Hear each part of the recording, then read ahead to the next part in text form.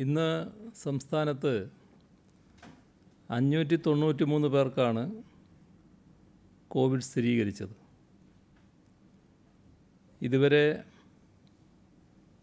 രോഗം സ്ഥിരീകരിച്ചവരുടെ എണ്ണം 11,659 ആണ്.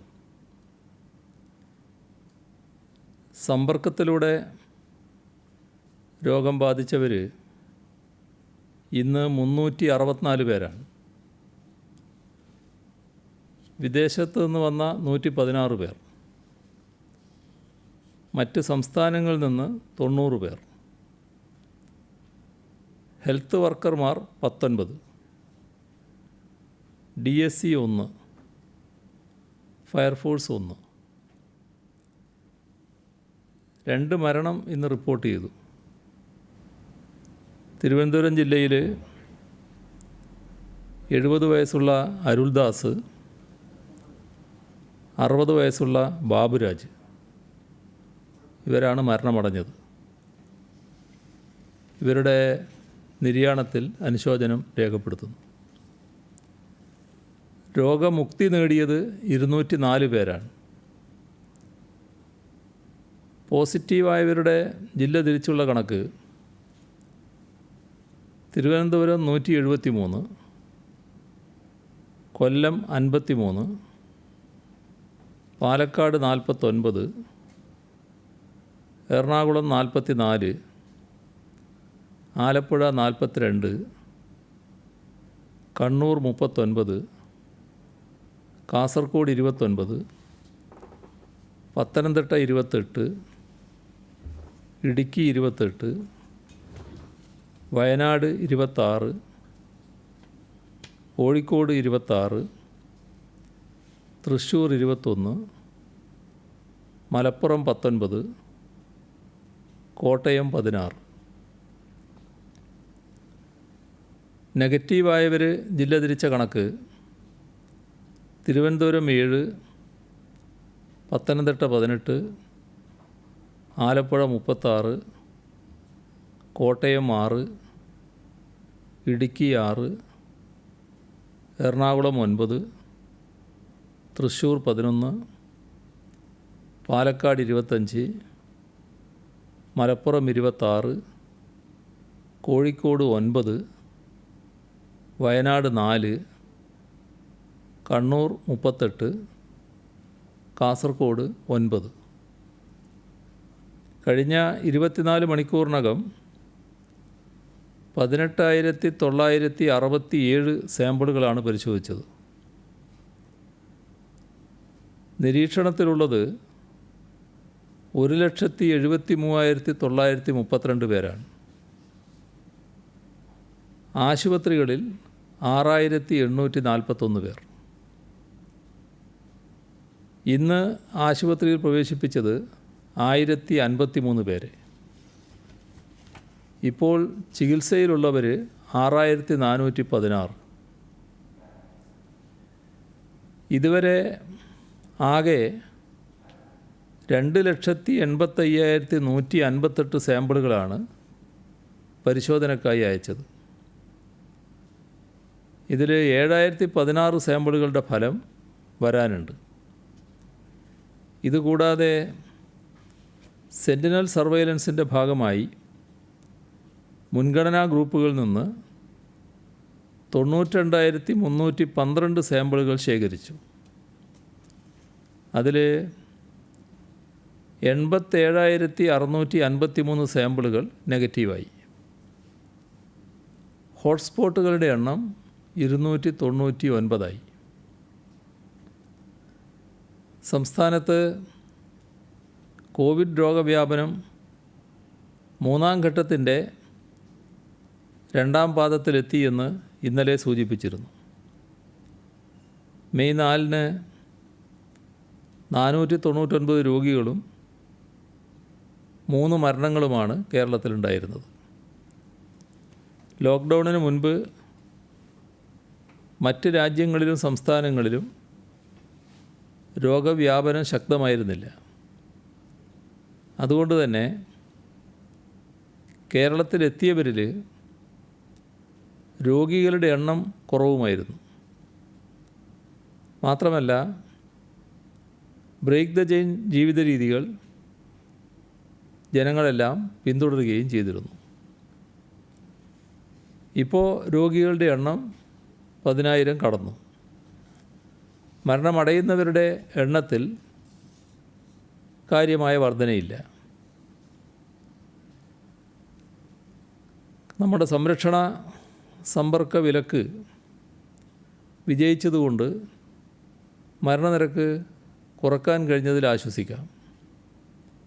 പക്ഷേ സമ്പർക്കത്തിലൂടെയുള്ള രോഗവ്യാപനം 60% മുകളിലാണിപ്പോൾ. ഉറവിടം അറിയാൻ കഴിയാത്ത രോഗികളുടെ എണ്ണത്തിലും നല്ല വർധനയുണ്ട്. നിരവധി ജില്ലകളിൽ രോഗികളുടെ ക്ലസ്റ്ററുകൾ രൂപപ്പെട്ട് കഴിഞ്ഞിട്ടുണ്ട്. ലോകാരോഗ്യ സംഘടനയുടെ അഭിപ്രായത്തിൽ രോഗവ്യാപനത്തിന് 4 ഘട്ടങ്ങളാണുള്ളത്. രോഗികളില്ലാത്ത സ്ഥിതി, പുറമെ നിന്നും ഒരു സമൂഹത്തിൽ രോഗികളെത്തി ചിലരിലേക്ക് രോഗം പകരുന്ന ഘട്ടം, സ്പൊറാഡിക്, ചില ജനവിഭാഗങ്ങളിലും പ്രദേശങ്ങളിലും കേന്ദ്രീകരിച്ചുള്ള ക്ലസ്റ്ററുകൾ രോഗവ്യാപനം, വ്യാപകമായ സമൂഹവ്യാപനം. തലസ്ഥാന ജില്ലയിലെ 2 പ്രദേശങ്ങൾ സമൂഹവ്യാപനത്തിലേക്ക് പോയി എന്നാണ് കാണുന്നത്. ഈ സാഹചര്യത്തിൽ സമയത്തതയോടെ ശാസ്ത്രീയമായ പരിഹാര മാർഗങ്ങളിലേക്ക് നാം പോയേ തീരൂ. ബ്രേക്ക് ദ ചെയിൻ ജീവിത രീതി സുപ്രധാനമാണ്. അതിൽ തന്നെ ചില കാര്യങ്ങൾ പ്രത്യേകം ശ്രദ്ധിക്കണം. വീട്ടിൽ നിന്നും പുറത്തേക്ക് പോകുന്നവർ തിരികെ വീട്ടിലെത്തിയാൽ മാസ്ക് ധരിക്കാനും ശാരീരിക അകലം പാലിക്കാനും തയ്യാറാവണം. ക്ലസ്റ്ററുകളിൽ രോഗവ്യാപന പഠനം നടത്തി രോഗവ്യാപന കാരണങ്ങൾ കണ്ടെത്തിയും വിപുലമായ തോതിൽ ടെസ്റ്റിംഗ് നടത്തിയും വ്യാപനം തടയാൻ നടത്തുന്ന ശ്രമങ്ങൾ പൊന്നാനി പോലുള്ള ആദ്യ ക്ലസ്റ്ററുകളിൽ വിജയിച്ചിട്ടുണ്ട്. ഗുരുതരമായ രോഗമുള്ളവരെ വെന്റിലേറ്റർ, ICU സംവിധാനമുള്ള കോവിഡ് ആശുപത്രികളിലും അത്ര ഗുരുതരാവസ്ഥയിലല്ലാത്തവരെ പ്രഥമതല കോവിഡ് ചികിത്സാ കേന്ദ്രങ്ങളിലുമാണ് Covid first line treatment centre പരിചരിക്കുക. ജില്ലകളിൽ 2 വീതം കോവിഡ് ആശുപത്രികളും പ്രഥമതല കോവിഡ് ചികിത്സാ കേന്ദ്രങ്ങളും സ്ഥാപിച്ചു കഴിഞ്ഞിട്ടുണ്ട്. സ്വകാര്യ ആശുപത്രികൾക്കും കോവിഡ് രോഗികളെ ചികിത്സിക്കാൻ അനുവാദം നൽകിയിട്ടുണ്ട്. ആരോഗ്യ, തദ്ദേശ സ്വയംഭരണ, ദുരന്ത നിവാരണ വകുപ്പുകൾ സംയുക്തമായി 50,000 കിടക്കകളോടെ കൂടുതൽ ചികിത്സാ കേന്ദ്രങ്ങൾ സ്ഥാപിക്കുകയാണ്. ചെറുകിട, ഇടത്തരം സ്വകാര്യ ആശുപത്രികൾക്ക് പ്രഥമതല കോവിഡ് ചികിത്സാ കേന്ദ്രങ്ങൾ നടത്താൻ അനുമതിയും നൽകും. സംസ്ഥാനത്തുള്ള രോഗികളിൽ 60% രോഗലക്ഷണമൊന്നും പ്രകടിപ്പിക്കാത്തവരാണ്. ഇവരെ വീടുകളിൽ തന്നെ താമസിച്ച് പരിചരിച്ചാൽ മതിയെന്ന് വിദഗ്ധർ ഉപാധികളോടെ നിർദ്ദേശിച്ചിട്ടുണ്ട്. അപകട സാധ്യത വിഭാഗത്തിൽപ്പെടാത്തവരായ രോഗലക്ഷണമില്ലാത്തവരെ താമസ സ്ഥലത്തിന് തൊട്ടടുത്ത് ചികിത്സാ കേന്ദ്രങ്ങളുണ്ടെന്ന് ഉറപ്പുണ്ടെങ്കിൽ വീട്ടിൽ തന്നെ കഴിയാൻ അനുവദിക്കാമെന്ന് മറ്റു ചില രാജ്യങ്ങളിലെയും അനുഭവം കാണിക്കുന്നു. രോഗികളുടെ എണ്ണം അമിതമായി വർദ്ധിച്ചാൽ ഇത്തരം നിർദ്ദേശങ്ങൾ പരിഗണിക്കേണ്ടതായി വന്നേക്കാം. വിദേശത്ത് നിന്നും മറ്റ് സംസ്ഥാനങ്ങളിൽ നിന്നും വരുന്നവരുടെ എണ്ണം കുറഞ്ഞു തുടങ്ങിയിട്ടുണ്ട്. സംസ്ഥാനത്തിനുള്ളിലെ രോഗവ്യാപനം നിയന്ത്രിക്കാൻ സർക്കാരും ജനങ്ങളും ഒത്തു ശ്രമിച്ചാൽ തീർച്ചയായും കഴിയും. ഈ ഗുരുതരമായ സാഹചര്യം കണക്കിലെടുത്താണ് ബ്രേക്ക് ദ ചെയിൻ ക്യാമ്പയിൻ്റെ അടുത്ത ഘട്ടമായ ജീവൻ്റെ വിലയുള്ള ജാഗ്രത എന്ന ആശയം രൂപപ്പെടുത്തിയത്. നിപ്പയും പ്രളയവും ഒരു മാസക്കാലം വീതം നീണ്ടുനിന്ന പ്രതിസന്ധികളായിരുന്നു. കോവിഡിനെ നാം നേരിടാൻ തുടങ്ങിയിട്ട് 6 മാസത്തിലേറെയാവുന്നു.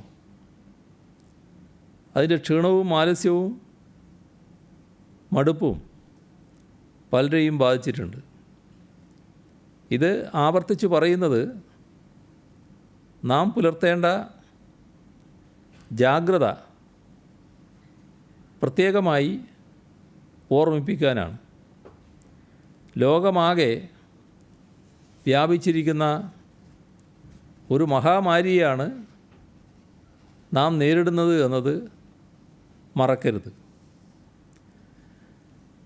തീർച്ചയായും നമുക്ക് കോവിഡിനെയും അതിജീവിക്കാൻ കഴിയും. അതിനുള്ള ജനകീയ ഐക്യത്തിൻ്റെയും സാമൂഹ്യ ഒരുമയുടെയുമായ ആന്തരിക കരുത്ത് കേരള സമൂഹത്തിനുണ്ട്. അത് നാം പലവട്ടം തെളിയിച്ചിട്ടുള്ളതാണ്. ഒത്തൊരുമിച്ചുള്ള മുന്നേറ്റത്തിൽ ആരും മാറി നിൽക്കരുത് എന്ന് ഒരിക്കൽ കൂടി അഭ്യർത്ഥിക്കുന്നു. തിരുവനന്തപുരം ജില്ലയിൽ സമ്പർക്കത്തിലൂടെ രോഗം ബാധിച്ചവരുടെ എണ്ണം തുടർച്ചയായി വർദ്ധിക്കുന്നു. ഇന്ന് 152 സമ്പർക്കം മൂലമുള്ള രോഗബാധ. 4 പേരുടെ ഉറവിടം മനസ്സിലായിട്ടില്ല. സാമൂഹ്യ വ്യാപനമുണ്ടായതായി പ്രഖ്യാപിച്ച പുല്ലുവിള പൂന്തുറ പ്രദേശങ്ങളിൽ പോലീസ്, ആരോഗ്യ, റവന്യൂ, തദ്ദേശ സ്വയംഭരണം ഉൾപ്പെടെയുള്ള വകുപ്പുകൾ 24 മണിക്കൂറും നിതാന്ത ജാഗ്രതയോടെ പ്രവർത്തിക്കുന്നു. സമ്പർക്കത്തിലൂടെ പുതിയ രോഗികൾ ഉണ്ടാകാതിരിക്കാനുള്ള എല്ലാ നടപടികളും സ്വീകരിച്ചിട്ടുണ്ട്. അനാവശ്യമായി പുറത്തിറങ്ങുന്നത് തടയുന്നതിന് നടപടികൾ പോലീസ് ഉറപ്പുവരുത്തുന്നുണ്ട്. പ്രദേശവാസികൾക്ക് കൂടുതൽ ബോധവൽക്കരണം നടത്തുന്നതിനായി ആരോഗ്യ പ്രവർത്തകരും സജ്ജമായിട്ടുണ്ട്. നഗരസഭയുടെ നേതൃത്വത്തിലും കാര്യക്ഷമമായ ഇടപെടൽ നടക്കുന്നുണ്ട്. തിരുവനന്തപുരം നഗരത്തിലെ പ്രധാന സ്ഥലങ്ങളായ സ്റ്റാച്യു, പേട്ട, അട്ടക്കുളങ്ങര, പേരൂർക്കട, കുടപ്പനക്കുന്ന് അടക്കമുള്ള സ്ഥലങ്ങളിൽ സമ്പർക്കത്തിലൂടെ രോഗം ബാധിച്ചവരും ഉറവിടം വ്യക്തമല്ലാത്തവരുമുണ്ട്. ഇത് ആശങ്കയുണ്ടാക്കുന്ന കാര്യമാണ്. ജില്ലയിലെ തീരപ്രദേശങ്ങൾ ക്രിട്ടിക്കൽ കണ്ടെയ്ൻമെൻറ്റ് സോണായി പ്രഖ്യാപിച്ചിട്ടുണ്ട്. ഇന്ന് അർദ്ധരാത്രി മുതൽ ജൂലൈ 28 അർദ്ധരാത്രി വരെ 10 ദിവസത്തേക്കാണ് നിയന്ത്രണം. ഈ ദിവസങ്ങളിൽ ഒരു തരത്തിലുള്ള ലോക്ക്ഡൗൺ ഇളവുകളും ഉണ്ടാകില്ല. ഇന്നലെ പറഞ്ഞതുപോലെ തീരപ്രദേശത്തെ 3 സോണുകളായി തിരിച്ചാണ് നിയന്ത്രണം. ഇടവ, ഒറ്റൂർ, അഞ്ചുതെങ്ങ്, കടക്കാവൂർ, വക്കം ഗ്രാമപഞ്ചായത്ത്, വർക്കല മുനിസിപ്പാലിറ്റി എന്നിവിടങ്ങളിലെ തീരപ്രദേശങ്ങൾ സോൺ 1. ചിറയൻകീഴ്, കഠിനംകുളം ഗ്രാമപഞ്ചായത്ത്, തിരുവനന്തപുരം കോർപ്പറേഷൻ എന്നിവിടങ്ങളിലെ തീരപ്രദേശങ്ങൾ സോൺ 2. കോട്ടുകാൽ, കരിങ്കുളം, പൂവാർ, കുളത്തൂർ ഗ്രാമപഞ്ചായത്ത് ഇവിടങ്ങളിലെ തീരപ്രദേശങ്ങൾ സോൺ 3 ഉൾപ്പെടുക. മുൻ നിശ്ചയപ്രകാരം നടത്താനിരുന്ന പരീക്ഷകളെല്ലാം ഈ സോണുകളിൽ മാറ്റിവെക്കും. അവശ്യ സർവീസുകളിൽ ഉൾപ്പെടാത്ത കേന്ദ്ര സംസ്ഥാന സർക്കാരിന് കീഴിലുള്ളതും മറ്റ് അനുബന്ധ ഓഫീസുകളും പ്രവർത്തിക്കില്ല. ആവശ്യമെങ്കിൽ വർക്ക് ഫ്രം ഹോം സംവിധാനം ഉപയോഗപ്പെടുത്താം. ആശുപത്രികൾ, മെഡിക്കൽ അനുബന്ധ സ്ഥാപനങ്ങൾ എന്നിവയ്ക്ക് പ്രവർത്തന അനുമതിയുണ്ട്. ക്രിട്ടിക്കൽ കണ്ടെയ്ൻമെൻറ്റ് സോണുകളിലെ ദേശീയപാതയിലൂടെ ഗതാഗതം അനുവദിക്കും. എന്നാൽ ഈ പ്രദേശങ്ങളിൽ വാഹനം നിർത്താൻ പാടില്ല. പാൽ, പച്ചക്കറി, പലചരക്ക് കടകൾ, ഇറച്ചിക്കടകൾ എന്നിവയ്ക്ക് രാവിലെ 7 മണി മുതൽ വൈകുന്നേരം 4 മണി വരെ പ്രവർത്തിക്കാം. ഓരോ കുടുംബത്തിനും 5 കിലോ അരി, 1 കിലോ ധാന്യം എന്നിവ സിവിൽ സപ്ലൈസിൻ്റെ നേതൃത്വത്തിൽ നൽകും. പ്രദേശങ്ങളിൽ ഹോർട്ടികോർപ്പ്, സപ്ലൈകോ, കെപ്കോ എന്നിവയുടെ മൊബൈൽ വാഹനങ്ങൾ എത്തിച്ച് വിൽപ്പന നടത്തും. ലീഡ് ബാങ്കിൻ്റെ നേതൃത്വത്തിൽ മൊബൈൽ ATM സൗകര്യവും ഉറപ്പാക്കും. സംസ്ഥാനത്തെ ആദ്യത്തെ പ്ലാസ്മ ബാങ്ക് മലപ്പുറം ജില്ലയിലെ മഞ്ചേരി മെഡിക്കൽ കോളേജിൽ പ്രവർത്തനം ആരംഭിച്ചിട്ടുണ്ട്. കോവിഡ് രോഗാണുവിനെ ചെറുക്കാനുള്ള ആൻറ്റിബോഡി കോവിഡ് ഭേദമായവരുടെ പ്ലാസ്മയിൽ നിന്ന് വേർതിരിച്ചെടുത്ത് ലഭ്യമാക്കുകയാണ് ബാങ്ക് ചെയ്യുക. ഇത് കോവിഡ് ബാധിതരെ ചികിത്സിക്കാൻ ഉപയോഗിക്കും. കോവിഡ് ബാധിച്ച് അതീവ ഗുരുതരാവസ്ഥയിലായിരുന്ന 2 പേർ കൂടി പ്ലാസ്മ തെറാപ്പിയിലൂടെ രോഗമുക്തരായി ഇന്നലെ വീട്ടിലേക്ക് മടങ്ങിയിട്ടുണ്ട്. അവർക്ക് പ്ലാസ്മ നൽകാനായി കോവിഡ് രോഗമുക്തരായ 22 പേരാണ് മഞ്ചേരി മെഡിക്കൽ കോളേജിൽ ഇന്നലെ എത്തിയത്. ഇതുവരെ 50-ലധികം രോഗവിമുക്തരാണ് പ്ലാസ്മ നൽകിയത്. ഇനിയും 200ഓളം പേർ പ്ലാസ്മ നൽകാൻ സന്നദ്ധത അറിയിച്ചിട്ടുണ്ട്. ആലപ്പുഴ മെഡിക്കൽ കോളേജിൽ ചികിത്സയിൽ കഴിയുന്ന അത്യാസന്ന നിലയിലുള്ള കോവിഡ് രോഗിക്ക് കഴിഞ്ഞ ദിവസം മഞ്ചേരിയിൽ നിന്ന് പ്ലാസ്മ എത്തിച്ച് നൽകിയിരുന്നു. കണ്ണൂർ ജില്ലയിൽ സമ്പർക്കം മൂലം രോഗബാധയുണ്ടായ 15 തദ്ദേശ സ്വയംഭരണ സ്ഥാപന പരിധിയിലെ 18 വാർഡുകളും 11 തദ്ദേശ സ്വയംഭരണ സ്ഥാപനത്തിലെ 18 വാർഡുകൾ, കണ്ണൂർ കൻ്റോൺമെൻറ്റ് ബോർഡ് പരിധിയിലെ മുഴുവൻ പ്രദേശങ്ങൾ പൂർണ്ണമായും അടച്ചിട്ടു. കാസർഗോഡ് അതിർത്തിയിൽ കർണാടക സംസ്ഥാനത്തെ ദക്ഷിണ കന്നഡയിൽ രോഗവ്യാപനം രൂക്ഷമാണ്. ഇത് കാസർഗോഡ് ജില്ലയിലും രോഗസ്ഥിതി രൂക്ഷമാക്കുമെന്ന ആശങ്ക വർദ്ധിപ്പിച്ചിട്ടുണ്ട്. കാസർഗോഡ് നഗരസഭയിൽ രോഗവ്യാപനം തടയാൻ മത്സ്യ പച്ചക്കറി മാർക്കറ്റ് കണ്ടെയ്ൻമെൻറ്റ് സോണായി പ്രഖ്യാപിച്ചു. ഇവിടങ്ങളിൽ ഒന്നിടവിട്ടുള്ള ദിവസങ്ങളിൽ മാത്രമേ കടകൾ തുറക്കാൻ അനുവദിക്കൂ. പത്തനംതിട്ട ജില്ലയിൽ ഇന്ന് സ്ഥിരീകരിച്ച 26 രോഗബാധിതരിൽ 12 പേർക്കും സമ്പർക്കത്തിലൂടെയാണ് രോഗം വന്നത്. തിരുവല്ല തുകലശ്ശേരിയിലെ ഹോളി സ്പിരിറ്റ് കോൺവെൻറ്റിൽ സമ്പർക്കം മൂലം 29 പേർക്ക് രോഗം സ്ഥിരീകരിച്ചു.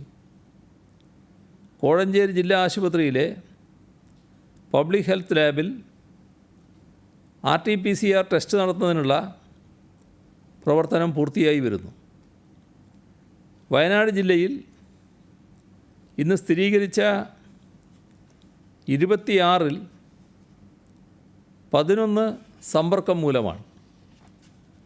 പുൽപ്പള്ളി, കാട്ടിക്കുളം, കോട്ടത്തറ പഞ്ചായത്തുകളിലും ക്ലസ്റ്റർ സാധ്യത മുന്നിൽ കണ്ടുള്ള ജാഗ്രത തുടരുന്നുണ്ട്.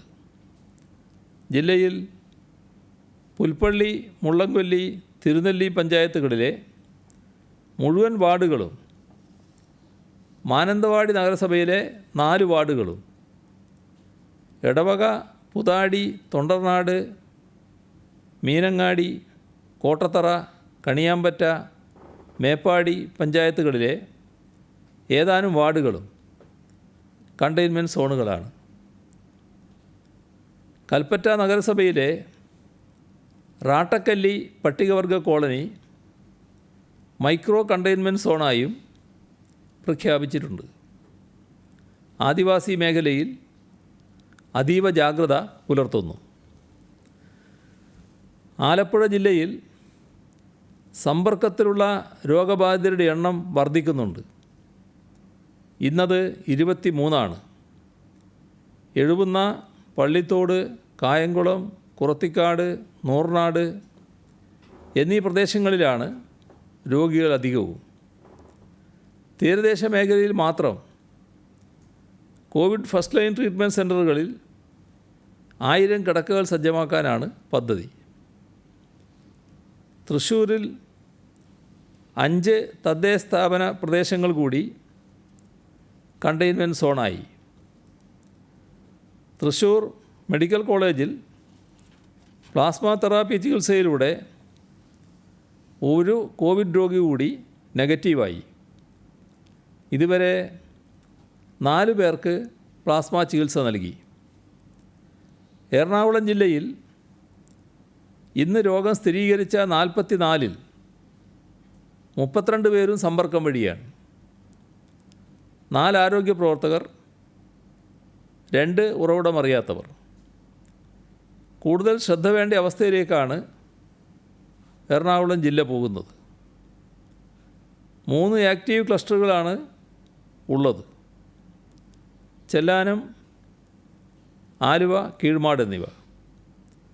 ആലുവ മാർക്കറ്റിലെ മൊത്ത വ്യാപാരികൾക്ക് ആഴ്ചയിൽ 1 ദിവസം ചരക്ക് ലോറികളിൽ അവശ്യ സാധനങ്ങൾ ഇറക്കാൻ അനുമതി നൽകി.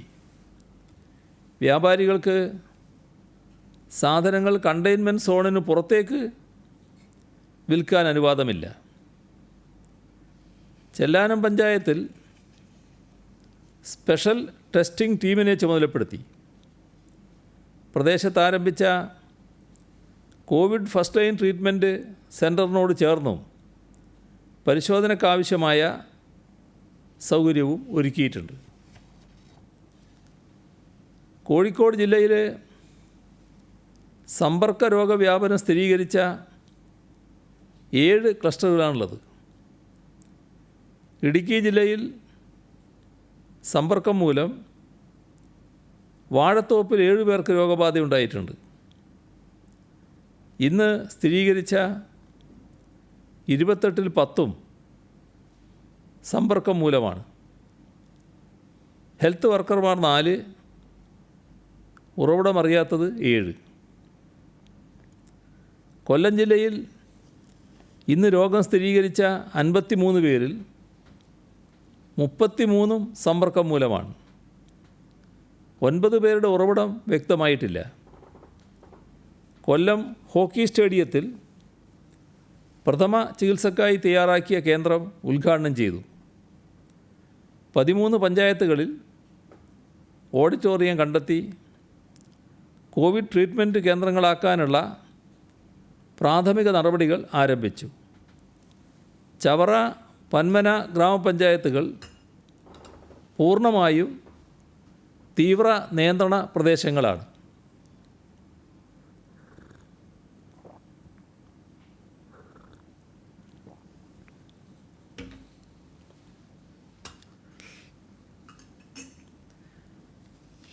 കോവിഡ് വ്യാപനത്തെ നേരിടുന്നതിനു വേണ്ടി പ്രത്യേകമായി തയ്യാറാക്കുന്ന ജനകീയ ആരോഗ്യ പരിപാലന കേന്ദ്രങ്ങളാണ് കോവിഡ് ഫസ്റ്റ് ലൈൻ ട്രീറ്റ്മെൻറ്റ് സെൻ്ററുകൾ. സാമൂഹ്യ വ്യാപനമുണ്ടായാൽ നിലവിലുള്ള പൊതുജനാരോഗ്യ സംവിധാനത്തിൻ്റെ പ്രവർത്തനങ്ങളെ ബാധിക്കാത്ത തരത്തിൽ അവശ്യ സൗകര്യങ്ങളുള്ള പ്രാദേശിക കേന്ദ്രങ്ങളായാണ് ഇവയെ ഉപയോഗിക്കുന്നത്. ഫസ്റ്റ് ലൈൻ ട്രീറ്റ്മെൻറ്റ് സെൻ്ററുകൾക്കായി ഹോട്ടലുകൾ, ഹാളുകൾ, കോളേജുകൾ തുടങ്ങിയവ തദ്ദേശഭരണ സ്ഥാപനങ്ങൾ കണ്ടെത്തിയിട്ടുണ്ട്. അതാത് തദ്ദേശഭരണ സ്ഥാപനങ്ങൾക്ക് കീഴിൽ പ്രവർത്തിക്കുന്ന ഈ സ്ഥാപനങ്ങളുടെ മേൽനോട്ടം ബന്ധപ്പെട്ട primary health centre, family health centre, community health centre, taluk ആശുപത്രികൾ ഇവക്കായിരിക്കും. മരുന്നുകൾ, പൾസ് ഓക്സിമീറ്ററുകൾ, BP അപ്പാരറ്റസ് തുടങ്ങി വിവിധ സംവിധാനങ്ങൾ ഇവിടെ സജ്ജമാക്കിയിട്ടുണ്ട്. പ്രവർത്തനങ്ങൾക്ക് വിദഗ്ധരായ ആരോഗ്യ പ്രവർത്തകരാണ് നേതൃത്വം കൊടുക്കുന്നത്. ഒരേ തരം രോഗലക്ഷണങ്ങളുള്ള ടെസ്റ്റ് റിസൾട്ട് പോസിറ്റീവായവരെയും ഒരേ ലിംഗത്തിലുള്ളവരെയും ഒരുമിച്ച് ഒരു ഹാളിൽ, ഒരു വാർഡിൽ കിടത്തുന്നതിൽ പ്രത്യേകിച്ച് പ്രശ്നങ്ങളൊന്നുമില്ല. പക്ഷേ കിടക്കകൾ തമ്മിൽ കൃത്യമായ അകലം കുറഞ്ഞത് 1.2 മീറ്റർ, അതായത് 4 മുതൽ 6 അടി വരെ ഉണ്ടായിരിക്കണം. ജില്ലാ കൺട്രോൾ റൂമിൽ നിന്നോ ബന്ധപ്പെട്ട ആരോഗ്യ സ്ഥാപനത്തിൽ നിന്നോ ടെസ്റ്റ് റിസൾട്ട് അറിയിച്ചു കഴിഞ്ഞാൽ കോവിഡ് ഫസ്റ്റ് ലൈൻ ട്രീറ്റ്മെൻറ്റ് സെൻ്ററുകളിലേക്ക് പോകുന്നതിന് തയ്യാറാകേണ്ടതാണ്. ഇതിന് പ്രത്യേകം സജ്ജീകരിച്ച ആംബുലൻസ് ഉണ്ട്. ആ ആംബുലൻസിലാണ് ആളെ മാറ്റുക. ആൻറ്റിജൻ ടെസ്റ്റ് പോസിറ്റീവായവരിൽ രോഗലക്ഷണങ്ങളില്ലാത്തവരെയും നിലവിലെ സാഹചര്യത്തിൽ കോവിഡ് ഫസ്റ്റ് ലൈൻ ട്രീറ്റ്മെൻറ്റ് സെൻ്ററുകളിലേക്ക് കൊണ്ടുപോകേണ്ടി വരും. രോഗലക്ഷണങ്ങൾ ഇല്ലാത്തവരിൽ നിന്നും രോഗം പകരാനുള്ള സാധ്യതയുണ്ട്. ഇതുവഴി സമൂഹ വ്യാപനത്തിനും സാധ്യതയുണ്ട്. രോഗലക്ഷണങ്ങളില്ലെങ്കിലും പോസിറ്റീവായവരെ മാറ്റിപ്പാർപ്പിക്കുന്നതാണ് ഉചിതം. അത്തരം ആളുകൾ യാതൊരുവിധ എതിർപ്പും പ്രകടിപ്പിക്കാതെ ആരോഗ്യ പ്രവർത്തകരുടെ നിർദ്ദേശങ്ങൾ പാലിച്ച് ഫസ്റ്റ് ലൈൻ ട്രീറ്റ്മെൻറ്റ് സെൻ്ററുകളിലേക്ക് പോകേണ്ടതാണ്. ടെസ്റ്റ് റിസൾട്ട് നെഗറ്റീവാകുന്ന മുറക്ക് സർക്കാർ മാനദണ്ഡപ്രകാരം കോവിഡ് ഫസ്റ്റ് ലൈൻ ട്രീറ്റ്മെൻറ്റ് സെൻ്ററുകളിൽ നിന്നും തിരികെ വീട്ടിലെത്തിക്കും. നഗരങ്ങളിൽ പ്രവർത്തിക്കുന്ന ഹൈപ്പർ മാർക്കറ്റുകൾ ലോക്ക്ഡൗൺ സംബന്ധിച്ച സർക്കാരിൻ്റെയും പോലീസിൻ്റെയും നിയമപരമായ നിർദ്ദേശങ്ങളും മുന്നറിയിപ്പുകളും അവഗണിക്കുന്നതായി ശ്രദ്ധയിൽപ്പെട്ടിട്ടുണ്ട്. ഇത്തരം നിരുത്തരവാദിത്വപരമായ നടപടികൾ മൂലം കോവിഡ് കേസുകളിൽ വർധന വരികയാണ്.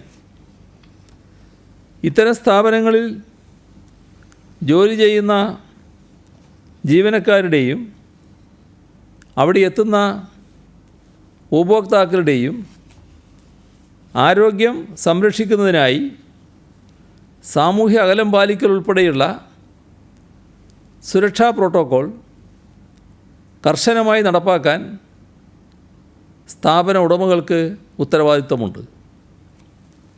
ഇതിന് വിരുദ്ധമായി പ്രവർത്തിക്കുന്ന സ്ഥാപനങ്ങളുടെ ഉടമകൾക്കും നടത്തിപ്പുകാർക്കുമെതിരെ കേരള പകർച്ചവ്യാധി ഓർഡിനൻസ് ഉൾപ്പെടെയുള്ള നിയമങ്ങളുടെ അടിസ്ഥാനത്തിൽ കർശന നടപടി സ്വീകരിക്കാൻ പോലീസ് നിർദ്ദേശം നൽകി. സംസ്ഥാനത്ത് എല്ലാ പോലീസ് സ്റ്റേഷനുകളിലും ഒരു ഓക്സിജൻ സിലിണ്ടർ വീതം വാങ്ങി സൂക്ഷിക്കാൻ നിർദ്ദേശം നൽകി. അത്യാവശ്യ സമയങ്ങളിൽ പോലീസ് ഉദ്യോഗസ്ഥർക്കും പൊതുജനങ്ങൾക്കും ഇത് ഉപയോഗിക്കാൻ കഴിയും. മാസ്ക് ധരിക്കാത്ത 5386 സംഭവങ്ങൾ ഇന്ന് സംസ്ഥാനത്ത് റിപ്പോർട്ട് ചെയ്തിട്ടുണ്ട്. ക്വാറന്റൈൻ ലംഘിച്ച 14 പേർക്കെതിരെ ഇന്ന് കേസ് രജിസ്റ്റർ ചെയ്തു. 2020 മൺസൂൺ സീസണിൽ ഇതുവരെ ജൂൺ 1 മുതൽ ജൂലൈ 17 വരെയുള്ള കണക്ക് കേരളത്തിലാകെ ലഭിച്ചത് 823.2 മില്ലിമീറ്റർ മഴയാണ്. ഇത് ഈ കാലയളവിൽ ലഭിക്കേണ്ട സാധാരണ മഴയുടെ ദീർഘകാല ശരാശരിയേക്കാൾ 23% കുറവാണ്.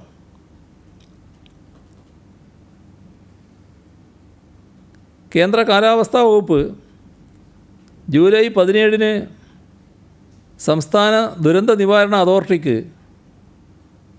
നൽകിയ അടുത്ത 2 ആഴ്ചയിലേക്കുള്ള 2 ആഴ്ച എന്ന് പറയുമ്പോൾ ജൂലൈ 17 മുതൽ ജൂലൈ 30 വരെ ദ്വൈവാര മഴ പ്രവചനത്തിൽ കേരളത്തിൽ സാധാരണ മഴയ്ക്കുള്ള സാധ്യതയാണ് പ്രവചിച്ചിരിക്കുന്നത്.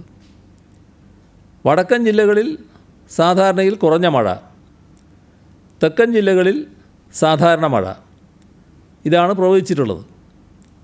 ജൂലൈ 2ാം പാദത്തിലെ സാധാരണ മഴ എന്ന് പറഞ്ഞാൽ അത് വലിയ മഴയാണ്. അതിനാൽ തന്നെ അടുത്ത 2 ആഴ്ച കേരളത്തിൽ വ്യാപകമായി മഴ ലഭിക്കുമെന്നാണ് പ്രതീക്ഷിക്കേണ്ടത്. ഇതിൽ ഒറ്റപ്പെട്ട ഇടങ്ങളിൽ ശക്തമായ മഴ അപകടങ്ങൾ സൃഷ്ടിക്കാനും സാധ്യതയുണ്ട്. ജില്ലാ ദുരന്ത നിവാരണ അതോറിറ്റികളും പ്രാദേശിക ഭരണ സംവിധാനവുമൊക്കെ മൺസൂൺ മുന്നൊരുക്ക യോഗങ്ങൾ നടത്തി തയ്യാറെടുപ്പുകൾ അവലോകനം ചെയ്തിട്ടുണ്ട്.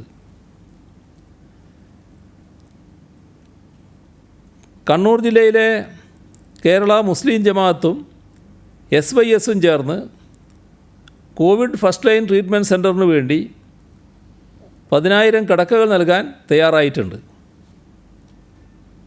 COVID-19 പ്രതിസന്ധി മൂലം കടലിൽ പോകാൻ സാധിക്കാത്ത മത്സ്യത്തൊഴിലാളികൾക്കായി കൊല്ലം ജില്ലയിലെ ഹയർ സെക്കൻഡറി NSS യൂണിറ്റ് ഭക്ഷ്യക്കിറ്റുകൾ വിതരണം ചെയ്തു. തീരത്തിനൊപ്പം എന്ന് പേരിട്ടിരിക്കുന്ന പദ്ധതിയിൽ വാടി, പരവൂർ, കുഴിത്തറ പ്രദേശങ്ങളിലെ 900 കുടുംബങ്ങൾക്കാണ് ഭക്ഷ്യക്കിറ്റ് കൈമാറിയത്.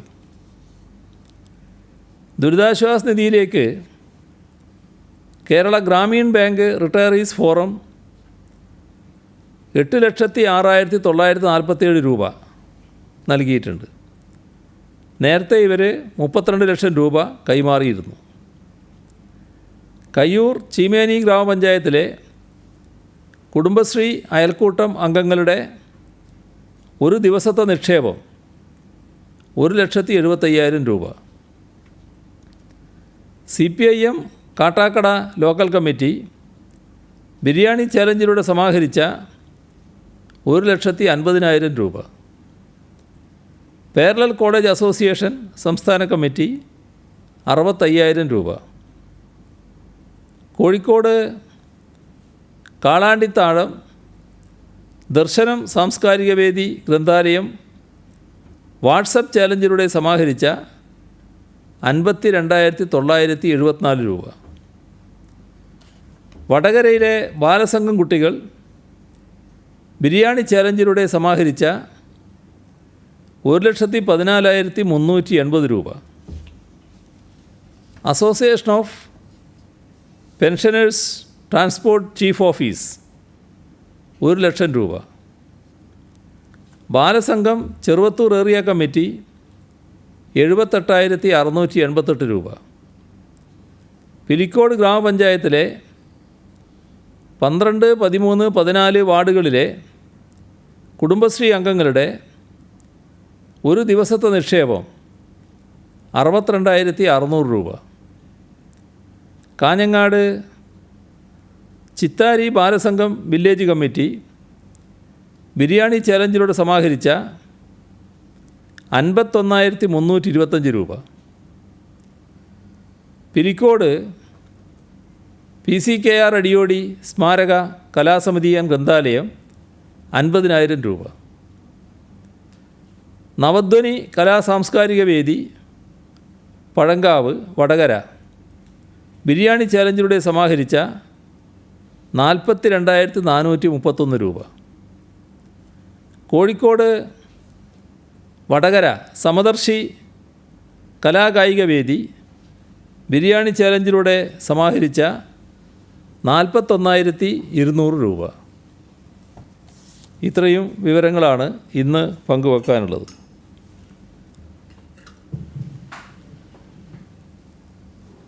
കഴിഞ്ഞ ദിവസങ്ങളെ അപേക്ഷിക്കുന്ന രോഗികളുടെ എണ്ണത്തിൽ ചെറിയൊരു കുറവുണ്ട്. തിരുവനന്തപുരം ഒഴികെയുള്ള മറ്റു ജില്ലകൾ കുറച്ച് ആശ്വാസമായി അത് കാണുന്നുണ്ടോ? ഇന്നത്തെ എണ്ണത്തിൽ കുറവുണ്ട്. ആശ്വസിക്കാറായോ എന്നുള്ളത് കുറച്ച് ദിവസം എടുത്താൽ മാത്രമേ പറയാൻ പറ്റൂ. ഇന്നത്തെ എണ്ണത്തിൽ കുറവുണ്ട്. ആ എണ്ണത്തിലെ കുറവ് ആശ്വാസമാണെന്ന് പറയാം. ഈ നിയന്ത്രണങ്ങൾ ലംഘിച്ചുകൊണ്ട് വ്യാപാരം നടത്തിയ സ്ഥാപനങ്ങൾക്കെതിരെ പകർച്ചവ്യാധി നിരോധന നിയമപ്രകാരം കേസെടുക്കും എന്ന് പറഞ്ഞു സിഎം. തിരുവനന്തപുരം നഗരത്തിൽ വ്യാപകമായി രോഗവ്യാപനത്തിന് വഴിയൊരുക്കിയ രാമചന്ദ്രൻ എന്ന് പറയുന്ന ആ സ്ഥാപനത്തിനെതിരെ കേസെടുത്തിട്ടുണ്ടോ? എന്തെങ്കിലും നടപടി സ്വീകരിച്ചിട്ടുണ്ടോ? അല്ല, ഓരോ സ്ഥാപനത്തിൻ്റെയും കാര്യം എനിക്ക് പറയാൻ കഴിയില്ലല്ലോ. പൊതുവിൽ അത്തരം സ്ഥാപനങ്ങൾക്കെതിരെ കേസ് എടുക്കണമെന്ന് പറഞ്ഞിട്ടുണ്ട്. അത് സ്വാഭാവികമായിട്ടും എടുക്കും. ഇത് ഈ പ്രത്യേക സ്ഥാപനം എല്ലാവരുടെയും ശ്രദ്ധയിലുള്ളതാണ്. സ്വാഭാവികമായിട്ടും എടുത്തിട്ടുണ്ടാവും. ഈ തിരുവനന്തപുരം കോർപ്പറേഷൻ പരിധി ലോക്ക്ഡൌൺ ഇപ്പോൾ തുടരുകയാണ്. നാളെ 2 ആഴ്ച പിന്നിടുകയാണ്. അതിനെയും വീണ്ടും നീട്ടുമോ? ഇന്നത്തെ സാഹചര്യത്തിൽ ഇപ്പോഴുള്ള അവസ്ഥ തുടരുന്നതാണല്ലോ. പ്രായം ഏറിയ സർവീസ് പെൻഷൻകാരുണ്ട്. അത് പലരും ട്രഷറി നേരിട്ട് വന്ന് പെൻഷൻ വാങ്ങുന്നവരാണ്. അവർക്കിപ്പോൾ വരാൻ കഴിയാത്ത സാഹചര്യമുണ്ട്. അവർക്ക് ഓൺലൈൻ വഴി മസ്റ്ററിങ്ങിനോ അങ്ങനെ എന്തെങ്കിലും സൗകര്യം എടുക്കാൻ സർക്കാരിന് കഴിയുമോ? മറ്റൊന്ന്, ഈ ബാങ്കുകളൊക്കെ ശനിയാഴ്ച അവധി പ്രഖ്യാപിച്ചു. പക്ഷേ ഈ പോസ്റ്റ് ഓഫീസുകൾ എല്ലാ ദിവസവും സാധാരണ പ്രവർത്തിക്കുന്നു. പലയിടത്തും വലിയ ആൾക്കൂട്ടം ഉണ്ടാകുന്ന പരാതിയുമുണ്ട്. ഈ 2 കാര്യങ്ങൾക്കും എന്താണെന്ന് പെൻഷൻകാരുടെ കാര്യത്തിൽ നേരത്തെ ചില ക്രമീകരണങ്ങൾ ഉണ്ടാക്കിയിരുന്നു. ഇതെന്താണെന്ന് പ്രത്യേകമായി പരിശോധിച്ച് ആവശ്യമായ നടപടികൾ സ്വീകരിക്കാം. വലിയ തോതിൽ ആൾക്കൂട്ടം എവിടെയും ഉണ്ടാകാൻ പാടില്ല എന്നുള്ളതാണ്. പോസ്റ്റ് ഓഫീസിൻ്റെ കാര്യത്തിൽ എന്താണ് ക്രമീകരണം വേണ്ടത് എന്നത് അവരുമായിട്ട് ചർച്ച ചെയ്ത് തീരുമാനിക്കാം. ഈ ലോക്ക്ഡൗൺ തുടരുന്നു എന്നാണ് സിഎം പറഞ്ഞത്. അപ്പോൾ ഈ സെക്രട്ടേറിയറ്റ് ഉൾപ്പെടെയുള്ള സർക്കാർ സ്ഥാപനങ്ങളുടെ അതും തുടരുകയാണ്. എല്ലാം നമ്മുടെ തിരുവനന്തപുരത്തിൻ്റെ ഒരു ഭാഗം അത് കൃത്യമായി ഇന്നത്തെ നിലയിൽ രോഗവ്യാപനം കൂടി വളരെ കടുത്ത നിയന്ത്രണത്തിലേക്ക് പോകുന്നു. എന്നാൽ അതിൻ്റെ തൊട്ടിപ്പുറത്ത് മുഴുവൻ ഫ്രീ ആയിട്ട് വിടാൻ അങ്ങനെ കഴിയില്ല. ആ ഒരവസ്ഥ നിലനിൽക്കുന്നുണ്ട്. അതുകൊണ്ട് നേരത്തെയുള്ള നിയന്ത്രണങ്ങൾ സ്വാഭാവികമായും തുടരേണ്ടതായിട്ട് വരും. 2 കാര്യങ്ങളാണ്. ഒന്ന്, മെഡിക്കൽ കോളേജിൽ MRI സ്കാനിങ് സെക്ഷനിൽ നിന്നാണ് രോഗം പകർന്നത് എന്നായിരുന്നു അവിടെ നിന്ന് ലഭിച്ച വിവരം. അപ്പോൾ അവിടെ നിന്നാണ് 5 ഡോക്ടർമാർക്കും രോഗം കിട്ടിയത്. അവിടുത്തെ സ്റ്റാഫിനെ സ്രവ പരിശോധന നടത്തിയപ്പോൾ ഭൂരിഭാഗം പോസിറ്റീവായി. ശേഷിക്കുന്ന സ്റ്റാഫിൻ്റെ സ്രവ പരിശോധനയ്ക്ക് എടുത്തു. അവരെ വീണ്ടും ഡ്യൂട്ടിക്ക് ഹാജരാകണമെന്ന് ആവശ്യപ്പെട്ടിട്ടുണ്ട്. അപ്പോൾ അത് ഈ പകരാൻ കാരണമാകില്ലേ? അല്ല, രോഗലക്ഷണങ്ങളുള്ളവർ, പരിശോധനയിൽ രോഗമുണ്ടെന്ന് കണ്ടവർ, അത്തരം ആളുകളെ സ്വാഭാവികമായും മാറ്റി നിർത്തും. അതല്ലാത്ത ഉറപ്പുള്ളവരെയാണ് ആരോഗ്യവകുപ്പ്, മെഡിക്കൽ കോളേജ് സ്വാഭാവികമായും ഡ്യൂട്ടിക്ക് നിയോഗിക്കുക. അതിൽ ആശങ്ക ഉണ്ടാകേണ്ടതില്ല. അതുപോലെ തന്നെ ഈ ശനിയാഴ്ചകളിൽ ട്രഷറി അവധിയായിരുന്നു. ഈ ഹയർ സെക്കൻഡറി പരീക്ഷ ഇപ്പോൾ കഴിഞ്ഞതേ ഉള്ളൂ. അവർക്ക് റീവാലുവേഷന് പണം അടയ്ക്കേണ്ടത് ട്രഷറിയിലാണ്. ആ ട്രഷറി നാളെ തിങ്കളാഴ്ചയും അവധിയാണ്.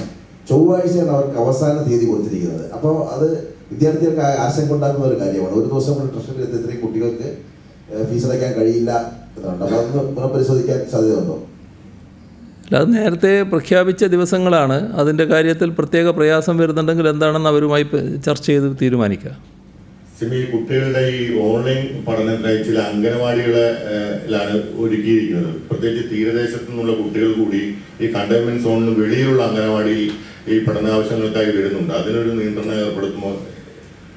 ഇപ്പോഴത്തെ അവസ്ഥയിൽ അത് കഴിയില്ലല്ലോ. ഈ തീരദേശത്ത് സഞ്ചാരം ഇപ്പോൾ ആർക്കും സാധിക്കില്ല, പ്രത്യേകിച്ച് കുട്ടികൾക്ക് തീരെ പറ്റില്ല.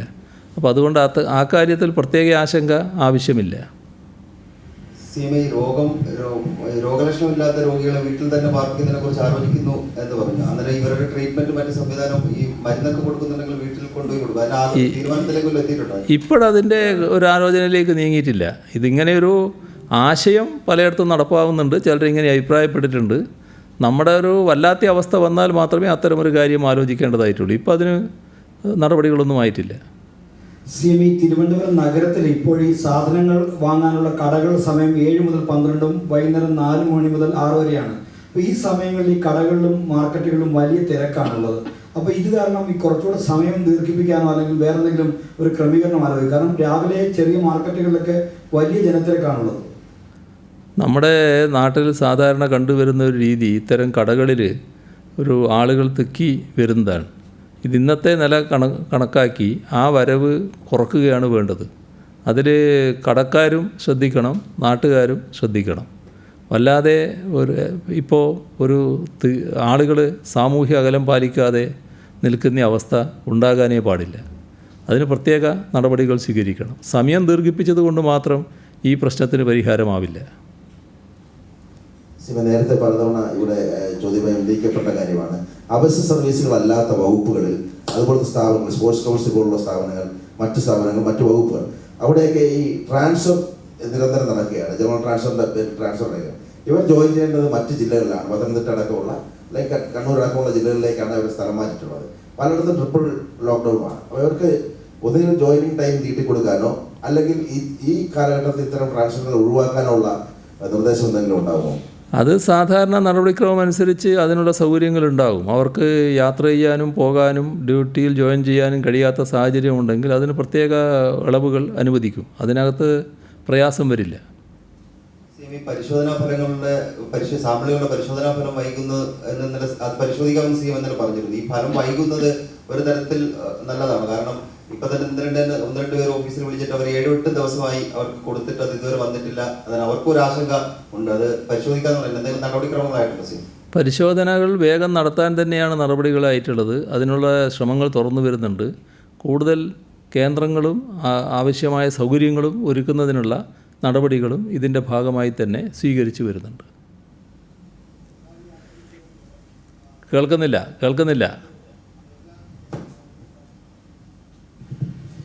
സ്വകാര്യ ആശുപത്രികൾക്ക് ചികിത്സിക്കാൻ അനുമതി കൊടുക്കുന്നു എന്ന് പറയുന്നത് എല്ലാ ആശുപത്രികൾക്കും ഉണ്ടോ? അവിടെ എല്ലായിടത്തും ഇതിനുള്ള സൗകര്യമുണ്ടോ? എങ്ങനെയാണ് അതിൻ്റെ കാര്യം? സൗകര്യമുള്ള ആശുപത്രികൾ നേരത്തെ തന്നെ അതിന് തയ്യാറായിട്ടുണ്ട്. അതുമായി ചർച്ച നടത്തിയിട്ടുണ്ട്. അവരുമായി ധാരണയിലെത്തിയിട്ടുണ്ട്. അത്തരം ആശുപത്രികളിൽ എല്ലാ സൗകര്യങ്ങളും ഇപ്പം തന്നെ നിലവിലുണ്ട്. ഒരു പ്രയാസവുമില്ലാതെ അവിടെ ചികിത്സിക്കാനാവും. ഒരു കാര്യം മനസ്സിലാക്കേണ്ടത്, സ്വകാര്യ ആശുപത്രികളുമായി ചർച്ച ചെയ്ത് നേരത്തെ തന്നെ ഉണ്ടാക്കിയ ധാരണയാണ്. അതിപ്പോൾ അവിടെ പോയി ചികിത്സിക്കുന്നതിന് ഒരു വിഷമവുമില്ല. ചില സ്വകാര്യ ആശുപത്രികളിൽ നേഴ്സുമാർക്ക് ഉൾപ്പെടെ നിരവധി പേർക്ക് രോഗമുണ്ട്. പക്ഷേ അത് പുറത്തുവിടാതെ അവിടുത്തെ മാനേജ്മെന്റ് രോഗം പുറത്തുവിടാതെ അവരെ അവിടെ തുടരുന്നു. അവിടെ സാധാരണ പോലെ രോഗികൾ വരുന്നു. അവിടെയുള്ള ജീവനക്കാർക്കും ആശങ്കയാണ്, ചികിത്സയ്ക്ക് വരുന്നവർക്കും ആശങ്കയാണ്. അത്തരം എന്തെങ്കിലും സാഹചര്യം ശ്രദ്ധയിൽപ്പെട്ടിട്ടുണ്ടോ? അങ്ങനെ വരാനേ ഇടയില്ല. കാരണം ഈ രോഗികളായിട്ടുള്ള ആൾ മറ്റ് ഇപ്പോൾ നേഴ്സായാലോ അല്ലെങ്കിൽ മറ്റ് ആരോഗ്യ പ്രവർത്തകരായാലോ അത്തരം ആളുകൾ മറ്റ് രോഗികളെ ചികിത്സിക്കുന്നതായാൽ അത് പകരാനാണല്ലോ സാധ്യത. അപ്പോൾ അതിൻ്റെ ഭാഗമായി കർശനമായ നിയന്ത്രണം ഓരോ സ്ഥാപനവും പാലിക്കുക തന്നെ ചെയ്യും. അതിൽ തെറ്റായ പ്രചരണമായിരിക്കാനാണ് സാധ്യത. അത്തരമൊരു നിലയും ഉണ്ടാകാനിടയില്ല. അങ്ങനെ ഉണ്ടായെങ്കിൽ അത് അതീവ ഗൗരവമായതാണ്. ആ ഗൗരവമായ നടപടി തന്നെ ആ കാര്യത്തിലുണ്ടാവും.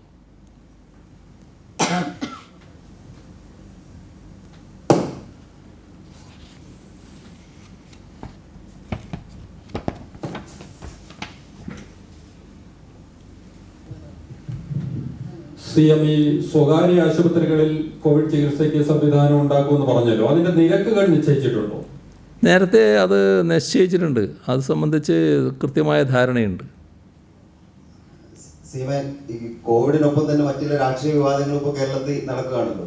ഇന്നിപ്പോ വന്നിരിക്കുന്ന ഒരു പ്രധാനപ്പെട്ട വാർത്ത, ഈ കേസിൽ പ്രതിയാക്കപ്പെട്ട സരിത്ത് എന്നയാൾ NIക്ക് മൊഴി നൽകിയിരിക്കുന്നത് ഈ സ്വർണ്ണക്കടത്തിനെ കുറിച്ച് ശിവശങ്കറിന് അറിയാമായിരുന്നു എന്നാണ്. അത് ഒരു തരത്തിൽ സർക്കാരിന് ആശങ്ക ഉണ്ടാക്കുന്ന കാര്യമല്ലേ? കേസിൻ്റെ അന്വേഷണം ആ വഴിക്ക് നടക്കട്ടെ എന്ന്. അതിനെന്താ നമ്മളെന്തിനാണ് അതിന് വേവലാതിപ്പെടുന്നത്? കേസിൻ്റെ അന്വേഷണം ആ വഴിക്ക് നടക്കട്ടെ. കുറ്റവാളികൾ ആരൊക്കെയാണോ അവരൊക്കെ പിടിയിൽ പെടട്ടെ. പ്രൈസ് വാട്ടർ കൂപ്പേഴ്സ് എന്ന സ്വകാര്യ കമ്പനിക്ക് സെക്രട്ടേറിയറ്റിൽ ഓഫീസ് തുറന്ന് പ്രവർത്തിക്കാനുള്ള നടപടികളുണ്ട്. അതിന്റെ ഫയൽ നീക്കവും നടന്നിട്ടുണ്ട്. അത് അങ്ങയുടെ ശ്രദ്ധയിൽപ്പെട്ടതാണോ? ഇപ്പോൾ ഏത് ഘട്ടത്തിലാണ് അത്തരമൊരു തീരുമാനം? അതുമായി ബന്ധപ്പെട്ട് എന്തെങ്കിലും കാര്യങ്ങൾ നിങ്ങളെ അറിയിക്കാനുണ്ടെങ്കിൽ അറിയിക്കുക തന്നെ ചെയ്യും. ഇപ്പോൾ അത് എനിക്ക് അറിയിക്കാൻ പ്രത്യേകമായിട്ടൊന്നുമില്ല. PWCയെ ഇ-മൊബിലിറ്റി പദ്ധതിയുടെ കൺസൾട്ടൻസി നിന്ന് മാറ്റിയതായുള്ള വാർത്തകൾ വരുന്നുണ്ട്. അതിനെ CM അതിനോട് എങ്ങനെയാണ് പ്രതികരിക്കുന്നത്? അതാ ഞാൻ പറഞ്ഞത്. ഇപ്പം നിലവിൽ അത്തരമൊരു നിലപാട് ഒന്നും നിങ്ങളെ പ്രത്യേകമായിട്ട് അറിയിക്കാനില്ല. അറിയിക്കാനുണ്ടെങ്കിൽ ആ സമയത്ത് അറിയിക്കാം. സർക്കാരിൻ്റെ ഒരു പിന്നോട്ട് പോക്കല്ലേ ചെയ്യുന്നത്? നിലവിൽ മാറ്റിയതായിട്ട് എനിക്കറിയില്ല. അത് അന്വേഷിക്കട്ടെ, എന്നിട്ടല്ലേ പറയാൻ പറ്റൂ. CM ഇങ്ങനൊരു ഓഫീസ്, PWCയുടെ ഒരു ഓഫീസ് സെക്രട്ടേറിയറ്റിൽ തുറക്കാൻ പോകുന്നുവെന്ന് പ്രതിപക്ഷ നേതാവാണ് ആരോപണം ഉന്നയിച്ചിരുന്നത്. അന്ന് പക്ഷെ അങ്ങനെ ഇല്ലെന്ന് CM പറഞ്ഞിരുന്നു. പക്ഷെ ഇപ്പോൾ അതിൻ്റെ കുറിപ്പ് പുറത്തു വന്നിട്ടുണ്ട്. അത് ഏതെങ്കിലും ഉദ്യോഗസ്ഥൻ എന്തെങ്കിലും ഒരു കുറിപ്പ് എഴുതിയാൽ അത് ഗവൺമെൻറ് തീരുമാനമായിട്ട് മാറുമോ? സാധാരണ ആ കുറിപ്പിൻ്റെ മേലെ നടപടികൾ വന്ന് അതിന് അംഗീകാരമായാൽ മാത്രമല്ലേ അത് തീരുമാനമാവൂ. പല നിർദ്ദേശങ്ങളും വന്നു വരും. ആ നിർദ്ദേശങ്ങൾ സ്വീകരിക്കണ്ടേ, അംഗീകരിക്കണ്ടേ? അപ്പോൾ അതാണ് ആ കാര്യത്തിൽ കാണേണ്ടത്. അതുമായി ബന്ധപ്പെട്ട് നേരത്തെ തന്നെ ഞാൻ പറഞ്ഞതാണ്, ഇപ്പോഴും അത് തുറന്നിട്ടില്ല. പക്ഷേ ഈ ഇപ്പോൾ വന്നിരിക്കുന്ന കാര്യങ്ങളെല്ലാം തട്ടിച്ചു നോക്കുമ്പോൾ ഈ ശിവശങ്കർ അദ്ദേഹം തന്നെയാണ് ഇതിൻ്റെ ഒരു കൺവീനർ സ്ഥാനത്ത് നിന്നുകൊണ്ട് കാര്യങ്ങൾ മുന്നോട്ട് നീക്കിയിട്ടുള്ളത്. ഇതുവരെ അദ്ദേഹത്തിനെതിരെ വന്ന ആരോപണങ്ങൾ ഏതാണ്ട് ശരിയാണെങ്കിൽ ഇതും ഒരുപക്ഷെ ശരിയാവാനാണ് സാധ്യത. PWC എന്ന് പറയുന്ന സ്ഥാപനം രാജ്യത്ത് പലയിടത്തും പോകുന്നുണ്ടല്ലോ. നമ്മുടെ ഗവൺമെൻറ്റുമായിട്ട് ബന്ധപ്പെട്ടും പലയിടത്തും അവർ ശ്രമിച്ചിട്ടുണ്ടാവും. അതിൻ്റെ മുഴുവൻ ഹോൾസെയിൽ ഏജൻ്റായിട്ട് ഇദ്ദേഹം പ്രവർത്തിച്ചിട്ടുണ്ടോ എന്നുള്ളത് എനിക്കറിയില്ല. അത് ഒക്കെ പിന്നീട് കാണേണ്ട കാര്യങ്ങളാണ്. അവരുടേതായ വഴിക്ക് കാര്യങ്ങൾ നീക്കുമല്ലോ. അതെ, ഈ ആരോപണം വന്നതിന് ശേഷം ഉണ്ടായിട്ടുള്ള എല്ലാ വിവാദത്തിലും അദ്ദേഹം ഒരു ഭാഗത്തുണ്ട്. താങ്കളുടെ ഏറ്റവും അടുത്തൊരു വിശ്വസ്തനായിട്ട് ഇരുന്നുകൊണ്ട് അദ്ദേഹം അങ്ങനെ ഒരുപാട് തെറ്റുകൾ ചെയ്തു എന്നാണ് ഇതുവരെ നമുക്ക് മനസ്സിലാകുന്നത്. തെറ്റ് ചെയ്തിനെങ്കിലും ഒരു രക്ഷ അദ്ദേഹത്തിന് കിട്ടൂല എന്നല്ലേ ഇപ്പോൾ ഇതുവരെയുള്ള നടപടികളിലൂടെ വ്യക്തമായത്. അത് നിങ്ങൾക്ക് മനസ്സിലാക്കാൻ ഇതുവരെ കഴിഞ്ഞിട്ടില്ലേ? ഏതെങ്കിലും ഒരു ഉദ്യോഗസ്ഥനല്ല അങ്ങനെ ഓഫീസ് തുറക്കണമെന്ന് ആവശ്യപ്പെട്ടത്. ഗതാഗത സെക്രട്ടറി തന്നെയാണ് അങ്ങനെ ഒരു ശുപാർശ സർക്കാരിലേക്ക് നൽകുന്നത്. മാത്രമല്ല, ഈ വലിയ പ്രൊജക്ടിന്റെ, ഈ മൊബിലിറ്റി പോലുള്ള വലിയ പ്രൊജക്ടിന്റെ കാര്യങ്ങൾ നിർവഹിക്കാൻ സെക്രട്ടേറിയറ്റിലെ ജീവനക്കാർ അവർക്ക് കാര്യക്ഷമത ഇല്ല എന്നും ആ ശുപാർശയിൽ കിടക്കുന്നു. അങ്ങനെ ഒരു ഗതാഗത സെക്രട്ടറി തന്നെയാണ് അത്തരത്തിലൊരു ശുപാർശ നൽകിയിരിക്കുന്നത്. അതാണ് ഞാൻ പറഞ്ഞത്. ഉദ്യോഗസ്ഥർ പല കുറിപ്പും നൽകിയെന്ന് വരും. സാധാരണഗതിയിൽ അതിലൊക്കെ തീരുമാനം എടുക്കണോ വേണ്ടയോ എന്നുള്ളത് സർക്കാരിൻ്റെ ലെവലിൽ തീരുമാനിക്കേണ്ടതാണ്. അത്തരമൊരു തീരുമാനം എടുത്തിട്ടില്ല. അതല്ലേ കാണേണ്ടത്. കുറിപ്പ് എഴുതിയുകൊണ്ട് തീരുമാനമാവുമോ? സ്വർണ്ണക്കടത്ത് വിവാദം സർക്കാരിന്റെ പ്രതിച്ഛായ വല്ലാതെ ബാധിച്ചു എന്ന് CPMന്റെ സംസ്ഥാന സെക്രട്ടേറിയറ്റ് വിലയിരുത്തിയതായ വാർത്തകളുണ്ടായിരുന്നു. സർക്കാരിന്റെ പ്രതിച്ഛായ ഈ വിഷയം ബാധിച്ചതായി CM കാണുന്നുണ്ടോ?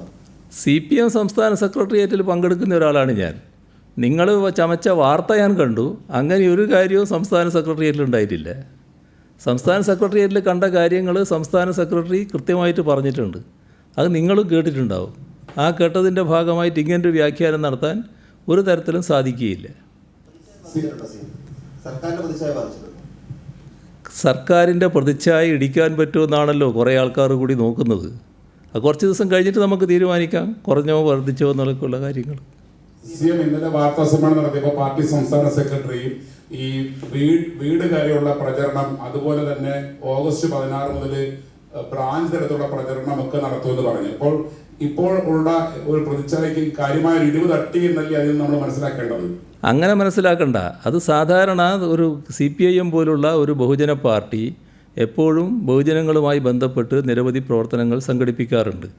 ആ പ്രവർത്തനങ്ങൾ ഈ 30-ാം തീയതി വരെ ഹൈക്കോടതി പറഞ്ഞ വിലക്കുള്ളത് കൊണ്ട് നടത്താൻ പറ്റില്ല.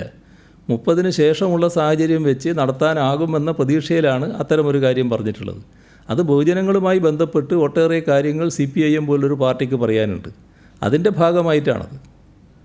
തെറ്റായ ഒരുപാട് പ്രചരണങ്ങൾ വരുമ്പോൾ അത്തരം ആളുകൾക്ക് ഇതിലൂടെ ഇങ്ങനെയൊരു കാര്യങ്ങൾ നടക്കുമ്പോൾ ഇതിനെല്ലാം മറുപടി പറയാനാണോ പോകുന്നത് എന്ന് ആശങ്കയുണ്ടാവും. കഴിഞ്ഞ 1-2 ആഴ്ച മുമ്പുള്ള സർക്കാരിന്റെ ഒരു പ്രതിച്ഛായ അല്ലെങ്കിൽ അത്രയൊരു ആത്മവിശ്വാസം ഇന്ന് സർക്കാരില്ല എന്നാണ് ഞങ്ങൾക്ക് മനസ്സിലാകുന്നത്. ജനങ്ങളിലും അത്തരം ചർച്ചകൾ ഉയർന്നു വരുന്നു. കാരണം തുടർഭരണം എന്ന ലക്ഷ്യത്തിലേക്ക് നീങ്ങുകയായിരുന്നു സർക്കാരിന്റെ പൊതുവിലയിരുത്തലുണ്ടായിരുന്നു. പക്ഷേ ഈ സ്വർണ്ണക്കടത്ത് വിവാദം അതിനെ മങ്ങലേൽപ്പിച്ചു എന്ന വിലയിരുത്തൽ സർക്കാർ തോന്നുന്നില്ല, അങ്ങേക്ക് തോന്നുന്നില്ലേ? അതൊക്കെ ബോധപൂർവം സംഘടിപ്പിച്ച ഒരു പ്രചാര വേലയാണ്. നിങ്ങൾ കാണേണ്ടത് സ്വർണ്ണക്കടത്തുമായി ബന്ധപ്പെട്ട കാര്യങ്ങൾ വന്ന ദിവസം തന്നെ ആദ്യമേ തന്നെ ഉത്തരവാദപ്പെട്ട ഒരു നേതാവ് പരസ്യമായിട്ട് പറയുകയാണ്, മുഖ്യമന്ത്രിയുടെ ഓഫീസിൽ നിന്ന് കസ്റ്റംസിലേക്ക് വിളി പോയി എന്ന്, ഈ സ്വർണ്ണക്കടത്തുമായി ബന്ധപ്പെട്ടിട്ട്. ഇവിടുന്ന് കിട്ടിയ വിവരത്തിൻ്റെ അടിസ്ഥാനത്തിൽ അങ്ങനൊരു പ്രഖ്യാപനം ഉണ്ടായത്. അപ്പോൾ സർക്കാരിനെതിരെയുള്ള പ്രചരണം ആരംഭിക്കണമെന്ന് നേരത്തെ തീരുമാനിച്ചു. അതിൻ്റെ ഭാഗമായി പെട്ടെന്ന് തന്നെ ഇത്തരമൊരു ആരോപണം ഉന്നയിക്കുകയാണ്. ഇതാണ് നാം കാണേണ്ട കാര്യം. സർക്കാരിൻ്റെ എതിരെയുള്ള പൊതുവികാരം വളർത്തിയെടുക്കാൻ കഴിയുമോ എന്ന് ചിന്തിക്കുന്ന ആളുകൾ നമ്മുടെ നാട്ടിലുണ്ട്. സർക്കാരിനെ ഏതെങ്കിലും തരത്തിൽ ഇടിച്ചു താഴ്ത്തണം എന്ന് വിചാരിക്കുന്നവരുമുണ്ട്. അവരതിനു വേണ്ടി പല വിധത്തിലുള്ള തെറ്റായ മാർഗങ്ങളും സ്വീകരിച്ചിട്ടുണ്ട്. എന്നിട്ടത് എവിടം വരെ എത്തി? കഴിഞ്ഞ കാലത്ത് ഉണ്ടായിരുന്ന മുഖ്യമന്ത്രിയുടെ ഓഫീസ് പോലെയാണ് ഇന്നത്തെ കേരളത്തിലെ മുഖ്യമന്ത്രിയുടെ ഓഫീസ്. എന്നിട്ട് 2 സ്ത്രീകളെ പേരും പറഞ്ഞുകൊണ്ട് താരതമ്യപ്പെടുന്ന നിലയുണ്ടായി. ഇതെല്ലാം നമ്മൾ കണ്ടില്ലേ? എന്തായിരുന്നു അതിൻ്റെ ഉദ്ദേശം? കഴിഞ്ഞ ഭരണകാലത്തെ മുഖ്യമന്ത്രിയുടെ ഓഫീസ് എന്താണെന്ന് അറിയാത്തവരാണോ ഈ നാട്ടിലുള്ളവർ? അതറിഞ്ഞുകൊണ്ട് തന്നെയല്ലേ ഇന്നത്തെ മുഖ്യമന്ത്രിയുടെ ഓഫീസിനെ താരതമ്യപ്പെടുത്തിയത്? അപ്പോൾ അതറിയാതെ വരുന്നൊരു കാര്യമല്ല. അറിഞ്ഞുകൊണ്ട് ഗവൺമെൻറ്റിൻ്റെ പ്രതിച്ഛായയെ ഇടിച്ചു താഴ്ത്താൻ പറ്റുമോ? അത് അവർക്ക് ആവശ്യമുള്ളൊരു കാര്യമാണ്. ഇതിനെല്ലാം ജനങ്ങളാണ് വിധികർത്താക്കൾ. ഏതെങ്കിലും ഒരു പ്രചരണം ശക്തമായി അഴിച്ചു വിട്ടു എന്നുള്ളത് കൊണ്ട് ആകെ കാര്യങ്ങളങ്ങ് അട്ടിമറിഞ്ഞു പോകുമെന്ന് തെറ്റിദ്ധരിക്കണ്ട. തൽക്കാലം ഒരു ആശ്വാസം തോന്നുന്നുണ്ടാവും. നിങ്ങളെ സ്ഥാപനങ്ങളിൽ പലതും ഇതിൻ്റെ കൂടെ അണിനിരന്നു എന്ന് വരുമ്പോൾ അതിൻ്റെ ഭാഗമായിട്ട് വരുന്ന പ്രത്യേകതയുണ്ടല്ലോ. ഒരു വല്ലാത്തൊരു പുകമറ സൃഷ്ടിക്കാൻ കഴിയുമെന്നാണല്ലോ നോക്കുക. പക്ഷേ ആ പുകമറക്കൊക്കെ ചെറിയ ആയുസേ ഉള്ളൂ. സത്യങ്ങളും യാഥാർത്ഥ്യങ്ങളും വസ്തുതകളും പുറത്തു വരും. ആ വസ്തുതകളും യാഥാർത്ഥ്യങ്ങളും പുറത്തു വരുമ്പോൾ ഈ കെട്ടിച്ചമച്ച എല്ലാ കാര്യങ്ങളും അതേപോലെ അങ്ങ് പോകും. ഇതോടെ എല്ലാം തീരുകയല്ല. അതുകൊണ്ട് സർക്കാരിനെ സംബന്ധിച്ചിടത്തോളം നേരത്തെ തന്നെ വ്യക്തമാക്കിയിട്ടുണ്ട്, ഇതിൽ കൃത്യമായി അന്വേഷണങ്ങൾ നടക്കട്ടെ. ആരൊക്കെയാണോ ഇതിൽ ബന്ധപ്പെട്ടവർ അവരെല്ലാം കുടുങ്ങട്ടെ. ഉപ്പ് തിന്നവർ വെള്ളം കുടിക്കട്ടെ. ഇതുതന്നെയാണ് ഇപ്പോഴും പറയാനുള്ളത്. CMA മന്ത്രി KT ജലീലെ നയതന്ത്ര പ്രതിനിധിയുമായി ബന്ധപ്പെട്ട വിവരം CM അതിൽ എന്തെങ്കിലും പ്രശ്നങ്ങളുണ്ടോ എന്ന് അന്വേഷിച്ചിട്ട് പറയാമെന്നായിരുന്നു പറഞ്ഞിരുന്നത്. എന്തെങ്കിലും വിവരങ്ങൾ ലഭിച്ചിരുന്നോ? അത് KT ജലീൽ തന്നെ വ്യക്തമാക്കിയ കാര്യമാണല്ലോ. അതുമായി ബന്ധപ്പെട്ട് വ്യക്തമാക്കാൻ ഇനിയൊന്നുമില്ല. എല്ലാ കാര്യങ്ങളും വ്യക്തമാക്കി കഴിഞ്ഞതാണ്. അല്ല, നയതന്ത്ര പ്രതിനിധിയുമായി ഒരു സംസ്ഥാന മന്ത്രി ബന്ധപ്പെട്ടതിലുള്ള വിഷയം, നയതന്ത്ര പ്രതിനിധി അങ്ങോട്ട് ബന്ധപ്പെട്ടതോ നയതന്ത്ര പ്രതിനിധി ഇങ്ങോട്ട് ബന്ധപ്പെട്ടതോ നയതന്ത്ര പ്രതിനിധി അങ്ങോട്ട് ബന്ധപ്പെട്ടതോ എന്നെല്ലാമുള്ള കാര്യങ്ങളുണ്ടല്ലോ. ഇതിൽ കാണേണ്ടത്, ഇതിൽ ഒരു നോമ്പ് പോലുള്ളൊരു സമയത്ത് റംസാൻ മാസത്തിൽ അതുമായി ബന്ധപ്പെട്ട് ചില കാര്യങ്ങൾ വരുമ്പോൾ വിശ്വാസികൾ പൊതുവെ സ്വീകരിക്കുന്ന നിലയുണ്ട്. അതിന് മറ്റെന്തെങ്കിലും ഉദ്ദേശങ്ങളോ മാനങ്ങളോ ഉണ്ടായിട്ടുണ്ടോ? അങ്ങനെ എന്തെങ്കിലും ഒന്നുണ്ട് എന്ന് കാണാനേ കഴിയില്ല. അതാണ് വസ്തുത. എല്ലാം പ്രചാരണമാണെന്ന് അങ്ങനെ പറഞ്ഞ് തള്ളാൻ കഴിയുമോ? അതായത് ഈ സ്വപ്നയുടെ നിയമനം സംബന്ധിച്ച് നേരത്തെയൊക്കെ സർക്കാർ വാദിച്ചിരുന്നത് സ്വകാര്യ ഏജൻസികളാണ് അവരെ താൽക്കാലിക അടിസ്ഥാനത്തിൽ IT വകുപ്പിൽ നിയമിച്ചതെന്നാണ്. പക്ഷേ ഇന്നലെ അത് സർക്കാർ തന്നെ അത് മാറ്റി പറയേണ്ടി വന്നു. ശിവശങ്കറിന്റെ ശുപാർശയിലാണ് സ്വപ്നയെ നിയമിച്ചതെന്ന് മാറ്റി പറയേണ്ടി വന്നില്ലേ? അത് സർക്കാർ അന്വേഷിക്കാൻ നിയോഗിച്ച അന്വേഷണ കമ്മീഷൻ കണ്ടെത്തിയ വസ്തുക്കളുടെ അടിസ്ഥാനത്തിലല്ലേ. ഞാൻ ഇന്നലെ തന്നെ പറഞ്ഞില്ലേ അത്. ആ അന്വേഷണം എന്തുകൊണ്ടാണ്? ആ നടന്ന നിയമനം ശരിയാണോ എന്നുള്ളത് കണ്ടെത്താനല്ലേ. അതിനല്ലേ അന്വേഷണം നടന്നത്. അപ്പോൾ അതുമായി ബന്ധപ്പെട്ട വിശദാംശങ്ങൾ അന്വേഷിക്കാൻ പുറപ്പെട്ടപ്പോൾ കൃത്യമായി കാര്യങ്ങൾ മനസ്സിലാക്കാനായി. അതിൻ്റെ അടിസ്ഥാനത്തിൽ ആ കമ്മീഷൻ റിപ്പോർട്ട് നൽകി. ആ റിപ്പോർട്ടിൻ്റെ മേലെയുള്ള തുടർ നടപടികളും സ്വീകരിക്കപ്പെട്ടു. അതല്ലേ കണ്ടത്? ഇതല്ലേ ഞാൻ നേരത്തെ പറഞ്ഞുകൊണ്ടിരുന്നത്? അപ്പോൾ നിങ്ങളല്ലേ അതിൽ അനാവശ്യ ധൃതി കാണിച്ചത്? ഇത് സാധാരണഗതിയിൽ ഒരു തെറ്റ് ചെയ്തവരെയും സംരക്ഷിക്കാൻ ഈ സർക്കാർ ഉണ്ടാകില്ല എന്ന് ഞാൻ നേരത്തെ വ്യക്തമാക്കുന്നുണ്ടല്ലോ. നിങ്ങളുടെ അനുഭവം എന്താ? ഇപ്പോൾ നേരത്തെയുള്ള അനുഭവം എന്താ? ഇന്നുള്ള അനുഭവം മാത്രമല്ല, ഇന്നലെകളുടെ അനുഭവം എന്താ ഈ സർക്കാരിനെ സംബന്ധിച്ച്? ഏതെങ്കിലും തെറ്റ് ചെയ്ത ആൾക്ക് സംരക്ഷണം കിട്ടുമോ ഈ സർക്കാരിൻ്റെ മുന്നിൽ? അപ്പോൾ അതല്ലേ നാം കാണേണ്ടത്. പാലത്തായി കേസിലെ പ്രതിക്കെതിരെ പോക്സോ ചുമത്താൻ തന്നെ തുടർന്ന് അദ്ദേഹത്തിന് ജാമ്യം കിട്ടി ഭാഗികമായ കുറ്റപത്രമാണ് സമർപ്പിച്ചത്. ഇക്കാര്യത്തിൽ പോലീസിന് വീഴ്ച പറ്റിയിട്ടുണ്ടോ എന്ന് പരിശോധിക്കണമെന്ന് CPM-ന്റെ സംസ്ഥാന സെക്രട്ടറി തന്നെ പറഞ്ഞിരുന്നു. ഇക്കാര്യം പരിശോധിക്കാൻ വേണ്ടി സംസ്ഥാന സർക്കാർ തീരുമാനിക്കുന്നുണ്ടോ? അല്ല, അതുമായി ബന്ധപ്പെട്ട് നാട്ടിൽ വ്യത്യസ്ത അഭിപ്രായങ്ങൾ നിലവിലുള്ളതാണ്. ആ കാര്യം സംബന്ധിച്ച് എന്താണ് സംഭവിച്ചത് എന്ന് പരിശോധിക്കും. ശരി.